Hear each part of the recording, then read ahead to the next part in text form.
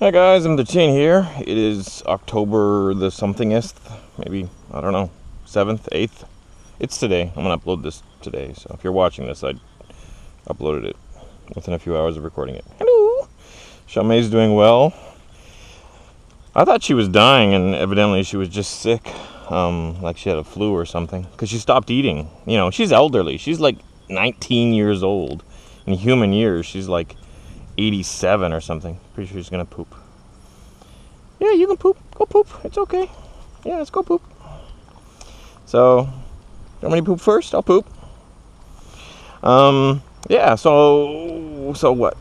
So life update time. I did a tour. I'm gonna upload some footage from that tour in the next few days, probably soon. It was a unique tour. I had two followers of my video come and do the tour, and then I had two guys who did not know of M13. They didn't know about my YouTube channel or anything. They just found me through Google or something, and they were two conservative Trump supporting police officers from America. And if you know anything about me, it's an odd mix. But I have to say I liked them both. I got along with them. But I think they might have, while the tour was going on, maybe they did some searches for my videos and saw that I was a bit... I'm not anti... Well, no, I'm not going to get into it. If you follow my videos, you know where my views are. Or if you follow my Facebook page, I should say. So, anyways, it was a bit weird. Yeah, but it was a good tour. It was one of the very few tours where everyone was a good rider. They were all really good, really skilled. And at one point, I remember we were riding in the city, and I forgot that no matter how good of a rider you are, riding in the city in Taiwan it's a developed skill. Like, in the sense that you can't just... It's very rare that someone, no matter how good of a rider you are, it's very rare that you can come to Taiwan and ride in the city without shitting yourself. So, why is this car just sitting there? Yeah, so, there was one day when we were riding in the city and I was just flying along and I kind of forgot that it's an acquired skill. And I think they were really struggling to keep up with me, and then one guy had a close call, and then he was sulking. And other than that, it was a good tour. Everyone was a skilled rider, and we didn't have any rain for the entire tour. Like, we didn't use our rain jackets once. And it was funny because oddly enough, on that tour we had one guy that brought along like this one-piece rain suit that was like 20 pounds and he had to bring bungee cord. It wouldn't fit in the seat on the scooter. It wouldn't fit in his backpack, so he had to like bungee it to the back of his scooter, and then he carried it around for 10 days and never used it once. So it was, I kind of felt sorry for him. I offered him a lighter rain suit to lend. I have like 10 of them, because I have a lot of customers that come out, buy a rain suit for the tour, and then say back in America, if it rains they don't ride, so they don't need the rain suit anymore, and they just leave it with me. So I've got about 10 of them. Today's Monday. Spent the weekend with I spent part of the weekend with my son. It was a very stressful weekend. I spent Saturday, Sunday with him, but he phoned me late Friday night to let me know that, in fact, he couldn't come on Saturday. And I'm, well, what do you mean you can't come? You have to come. It's like court ordered. And he's like, no, I got school. What they do in Taiwan, they do something unique in Taiwan. If there is a national holiday that falls on a Thursday, what the whole country will do is they will take the Friday after the Thursday and move that to the Saturday before or after that week. In other words, if they have a Thursday off, they're not going to take the Thursday off, go back to work for Friday, and then go Saturday, Sunday off.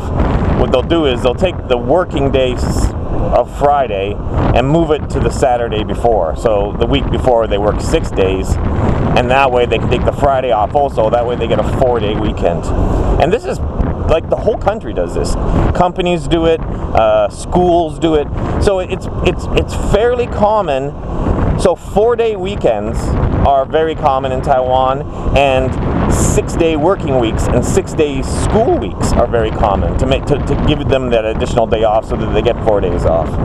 And they'll do this like, yeah, anytime a holiday falls on a Thursday or say a Tuesday, because if you have, instead of, Saturday, Sunday off, go to school on Monday, then get Tuesday off, they don't like that whole 1 day of school in the middle of 3 days off. So they just take that day off too, and then make up for it somewhere else in the month. And it's a really unique idea, and as far as I know, I don't know of any other countries that do it. So yeah, so we had one of those like makeup days on last Saturday, and then this upcoming weekend he has 4 days off: Thursday, Friday, Saturday, Sunday.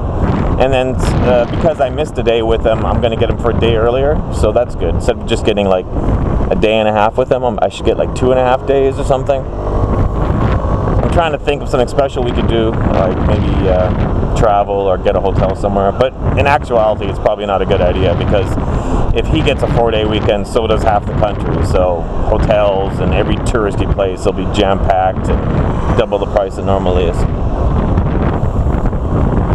So these are just the country roads near my home, and these roads go in pretty much every direction for hours, and they're all empty and they're all curvy. I will occasionally take my Ninja down this road that we're on right now, and I'll do a good speed on it, and with all these little bends that we're taking, I can get good lean angle. It's not the best road for going fast on, because you get side streets and whatnot. But yeah, so Xiaomei's doing good. My son's doing okay. If you support me on Patreon, you'll know that I'm going through a whole. I'm in court a lot now. I'm actually going to criminal court next week. Like, I've been going to There's like, evidently, learning new things. There's like family court is one kind of court in one kind of building, and then criminal court is a different kind of court in a different part of the city. So I've been going to family court a lot, and like next week I'm going to criminal court. Well, what's happening is I'm suing my ex-wife for custody, and in retaliation she's suing me for, like, I think currently like 3 or 4 different things, like just anything she can think of to try to make it harder for me to get custody. Because if she can get any charges to stick, then that will lessen my chance of getting custody, because I'll have criminal charges against me. So yeah, but yeah, I'm not too worried. Let's just randomly take a road here. What else? I've been teaching again. I'm working more hours. YouTube pays me nothing now. I get support on Patreon, which I really appreciate. I don't have that many supporters on Patreon, but the very few of you that there are really helps me. I'm teaching again, and I'm doing an okay job of it. I'm rusty, and I'm a bit older than I used to be, so I don't have the energy that I used to, but I think I'm doing a good job. This last week, I had multiple kids in multiple different classes just come up and gift me stuff, like give me food or candy. And in Taiwan, people do that when they like you. It sounds obvious, but it's a very traditional thing. Like, if a kid likes a teacher, like thinks that's a good teacher, or has a crush on a teacher or something, they'll offer them some candy, and it's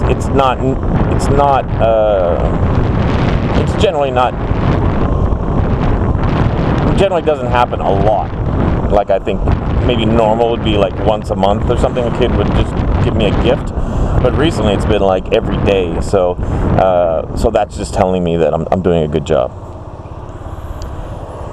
And I really like everything at my new school. I don't know if I mentioned this in a previous video, but it's really funny because I was teaching at a school that was far away from my home, and I was getting sick of the commute, and then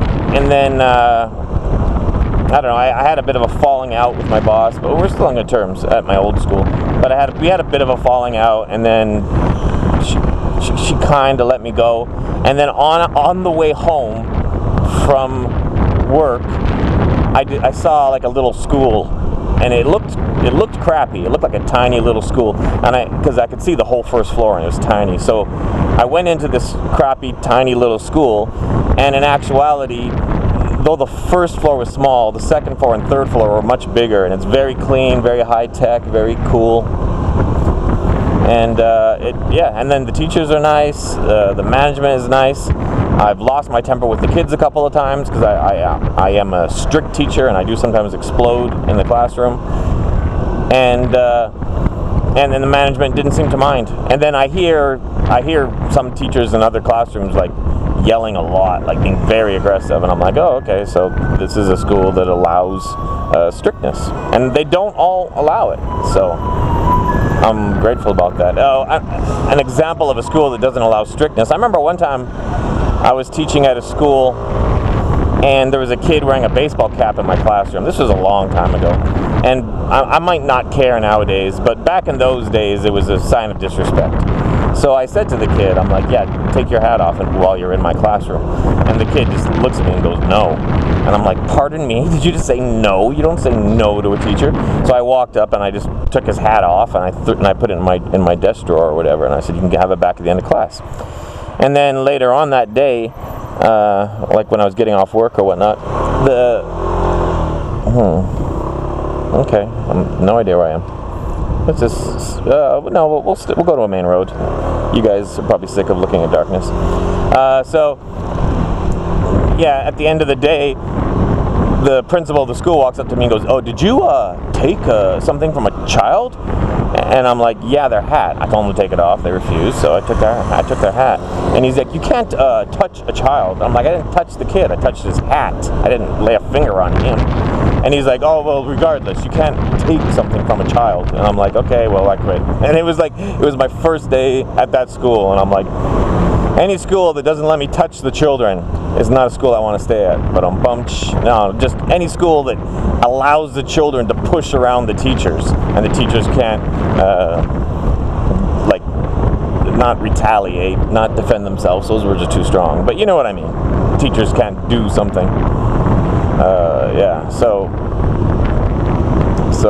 yeah. So I'm this school that I'm at now. They don't seem to mind a bit of structure, a bit of control, a bit of strictness in the classroom. So I have no idea where I am right now. Not a clue. It's also because I'm using my glasses to record. I have a pair of recording glasses, but they're not prescription, and I'm actually blind. So everything is extremely blurred right now.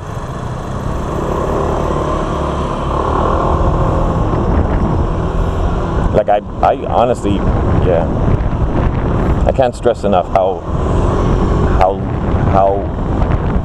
clueless I am as to my current location. Let's just turn off into a random road. Oh, okay. So, what? Dead end? No left, no right. That sign says. Okay, no left, no right. Let's just turn around again. Chow Mein, no. Come on. Come on. I didn't say you could get off. Come on. So, what else? That's about it. Teaching, tours. Oh, I had a bit of a falling out with one of my Taiwan foreigner friends. He's never actually really been a friend. He's more of a good acquaintance. We seem to get on each other's nerves. He's a good rider, and I know he's really, really good at motorcycles, and I know a lot about motorcycles. And we tend to argue a lot about motorcycles, different things. And every time we argue, I'm right and he's wrong. And every time he won't admit it, even when it gets to the point where like I'm showing him in books that I own about motorcycling, yeah, see, it says right here in the book written by the, you know, this motorcycle expert in America who founded the motorcycle racing school that I'm right, and he still won't admit it. Yeah. And it's funny because we were arguing about things like physics and stuff, like tire pressure on hot days versus cold days, and the physics of how the air reacts inside the tire and stuff like that. And then his side of the argument always and invariably becomes, "Hey man, I race, so therefore I'm right." And I'm like, what? You know, like, what does the fact that you race motorcycles have to do with you understanding like the physics and temperature of air cooling and heating up, you know, like and it's like, and he's wrong, because I can just Google it and it says, like, some things are debatable, some things are definitely there's you know, like hard break-in method or factory break-in method.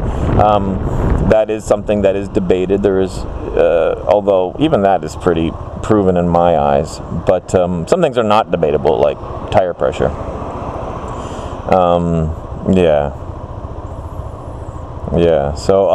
So he kicked me out of like the Taiwan motorcycle Facebook page. I was upset by it at the time, but I was also having a very stressful day, and I was very tired when it was going on, so it really stressed me out. And then the next day, I was fine. And the next day, I was just like, oh well. it's like I rarely post anything on there, anyways. But nonetheless, yeah. And it was just annoying because we had conflicting ideas. We were talking about motorcycles and idling, and I said it's not good to let a motorcycle idle for extended periods. And when I say extended periods, I'm thinking like more than 10 minutes. More than 10 minutes of your bike just sitting there idling for no reason. And not even 10 minutes. I'm talking about half an hour. Because what happened was a mechanic was working on my bike, and he decided just to let it sit and idle for an hour. And I was very angry at him. And I said, like, I made a post saying, you know, it's pretty common here for mechanics to do stuff like that, so don't let them do that to your bike, because it's bad for it. And then he was like, no, it's fine. You can do that. A bike can sit and idle. It's not going to damage anything. And I'm like, yeah. Like, and at the time, I didn't even know for certain, but it's just, to me, it's common sense. Bikes are designed to be ridden. Bikes need airflow to help with the cooling. Doesn't matter if they're water cooled, they still need the air. And I've owned multiple motorcycles with temperature gauges. And what happens every time you even ride slowly? The temperature just climbs and climbs and climbs. And when you stop, it just climbs so fast.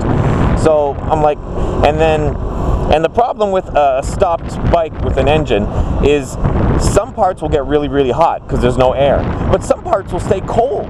So you have this weird, abnormal running temperatures.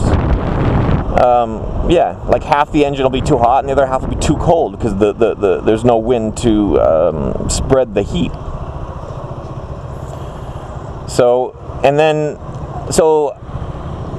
these people are saying, no, it's perfectly fine. And I'm like, oh, really? So I start Googling it, and there's not much information on the net, but pretty much what I could find, all of it agreed with me. Like, there's a spark plug company say that, yeah, do not idle your engine, it fouls your plugs. Like, just doing it once, just letting your car or bike sit for like an hour or two once could wreck your spark plugs. And then I found other sites that listed more damages and stuff that it did, and I found other things, and I was like, okay, so I'm quoting all this stuff now into the thing, and they're just ignoring all of it and laughing at me, calling me stupid for believing something like letting a bike idle for an hour could be less than good for it. And it's like, and then they started typing stuff like, okay, enough of this, it's been settled. They actually wrote, like, it's been settled, it's fine to let your bike idle for an hour, we can finish the discussion. And I'm like, you can't just because you're an administrator, you can't just randomly write, okay, the argument's over, I won. And you literally provided zero quotes, zero links, zero sources of information, and I was providing nothing but like quotes and links and pages and mechanics and companies that are saying don't let your vehicle idle. Especially, cars have large comprehensive cooling systems. Motorcycles have tiny little radiators with tiny little fans. My CBR 600RR, it would turn off at stoplights. If I was riding in rush hour traffic, I'd have to pull over every 15 minutes and let my bike sit for 10 minutes and then start it up and ride for 15 minutes and pull over. And that's just normal. If you've owned a super sports bike, you'll know they cannot handle the heat because they need a lot of wind. They're designed to be ridden fast.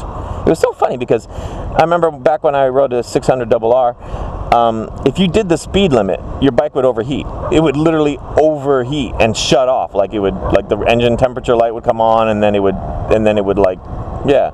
And it was such a insane vehicle that it was designed to like always be speeding. And when I say the speed limit, I'm talking about like inner city speed limit, which is like 25 miles an hour, like 50 kilometers an hour. A CBR 600 does not like doing those speeds. And then, and if a super sports can't really handle idling, then why would they think a scooter can when there's so much less technology and less money put into the design of a scooter? Anyways, yeah, I'm sure. Like, it's possible that it's not that bad, but it's at the very least, it's worse than normal riding. Like, an hour of idling would be worse than an hour of riding it hard, Actually, yeah. So, but yeah, I don't know where I was going with that. Just something that happened to me recently. I thought I'd talk about it. No jokes this video. Just thought I'd give you guys an update. Today's Monday. I decided to take the day off and I got a lot of shit I need to do, but I've been doing so much recently that today I decided to do nothing. And then I got bored of doing nothing, so I decided to take my dog out for just a little ride. And yeah, hope you guys are doing well. I think I'm near the airport because these planes are pretty low. Oh, I got a GPS here. Yeah, hey. I don't know. I'll get some videos up and whatnot with regards to the tour that I did recently. Okay. Thank you for your support, and if you could, I upload videos with more details and whatnot. I'm going to start making like good quality videos for my Patreon in the near future, because it's my Patreon supporters that I should truly be thanking with more hard work and quality videos. So I need to get on that. Okay, later guys.